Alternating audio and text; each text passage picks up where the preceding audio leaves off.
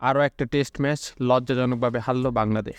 ভারতের মাটিতে ভারতকে হারানোর স্বপ্ন দেখাও যেন কঠিন, কিন্তু সেই ম্যাচের প্রায় 3 দিনই বৃষ্টিতে ভেসে গেল। এই ম্যাচও 1.5 সেশন বাকি, তারপরও হেরে যাওয়া, যা চরম লজ্জাকর। চতুর্থ দিন বিকেলে বাংলাদেশের বোলারদের নিয়ে ছেলে খেলা করে টি-20-র মতো ব্যাট করল স্বাগতিক ব্যাটাররা।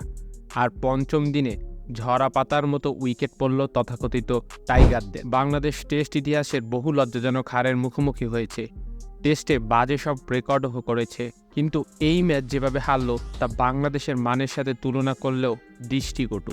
আওয়ামী সরকারের পাতানো নির্বাচনে এমপি সাকিব আল হাসান সম্ভবত জীবনের শেষ টেস্টটা খেলে ফেললেন, আর শেষ ইনিংসে তিনি আউট হলেন কোনো রান না করেই, তাও খুব বাজে রকম শট খেলতে গিয়ে। যখন দলের সামনে একমাত্র লক্ষ্য ছিল দিনভর কোনো মতে ব্যাট করে ম্যাচ ড্র করা, সেই সময় সাকিবের মতো 1.5 দশক ধরে আন্তর্জাতিক ক্রিকেট খেলা খেলোয়াড়দের এই ধরনের আউট যে কারো মনেই সন্দেহ জাগাতে পারে। তিনি ইচ্ছে করেই এমন করলেন না তো? ক্রিকেট জুয়ার মিলিয়ন মিলিয়ন ডলারের ব্যবসায় তিনি যুক্ত নন তো? সাকিব কি গড়পেটা করেন? নামটা যেহেতু সাকিব, এই সন্দেহ হতেই পারে। খেলোয়াড়ি দক্ষতা যেমনই হোক, টাকার জন্য তিনি কতটা উদগ্রীব তা বহুবার প্রমাণিত। নানা রকম সমালোচনার পরও তিনি নিজেকে কখনো দমাতে পারেনি টাকার নেশা থেকে। এই তো গত সপ্তাহেই শেয়ার বাজারে অবৈধ কার্যকলাপের জন্য তিনি বড় রকম অঙ্কের জরিমানাও দিয়েছেন। তিনি কাঁকড়া ব্যবসায় যুক্ত হয়ে পাওনাদারদের ঠকিয়েছেন, লোকে রাস্তায় নেমেছে, কিন্তু আওয়ামী সরকার তাকে সুরক্ষা দিয়েছে।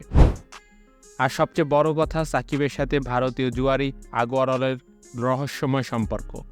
একবার নয়, দুবার নয়, 3 বার তার সাথে আলাপ হয়েছে বলে জানা গেছে। আগারওয়াল সাকিবের ডলারের অ্যাকাউন্ট অ্যাক্সেস জানতে চায়, বিটকয়েন নিয়েও আলাপ হয়। সাকিব ব্যক্তিগতভাবে তার সাথে দেখাও করতে চায়। এত কিছুর পর তদন্ত হতে পারে জেনে মেসেজ ডিলিট করে দেয়। সাকিব দীর্ঘদিন ধরে আইসিসির শয়ে ট্রেনিং ক্লাস করেছে কিভাবে জুয়ারিদের থেকে দূরে থাকতে হয়।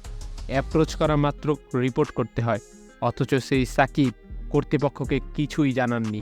নিশ্চিতভাবে বলা যায় ক্রিকেট রাজনীতিতে বাংলাদেশের শক্ত অবস্থান। ভারতের তাবেদারির কারণে সাকিব বড় সাজা থেকে বেঁচে গিয়ে মাত্র 1 বছর নিষেধাজ্ঞা ভোগ করেছিলেন। ফিরে এসেও দলের সংহতি নষ্ট করেছে। ভারতে হওয়া বিশ্বকাপটা ছিল বাংলাদেশের জন্য জঘন্য। আওয়ামী লীগের আমলে বাংলাদেশের ঘরোয়া ক্রিকেট ধ্বংস হয়ে গেছে।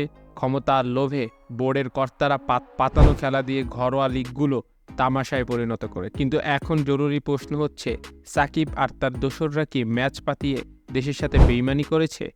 দেশের মানুষের ভালোবাসা আর কোটি কোটি টাকা পেয়েও কি ছুরি মেরেছে? এটা তদন্ত করা খুবই জরুরি। ভিডিওটি দেখার জন্য অসংখ্য ধন্যবাদ। ভিডিও সম্পর্কে যে কোনো মতামত জানাতে পারেন আমাদের কমেন্ট বক্সে। এছাড়াও নিত্য নতুন এরকম ভিডিও পেতে ভালো লাগলে অবশ্যই ভিডিওটিতে লাইক দিয়ে যাবেন। ধন্যবাদ।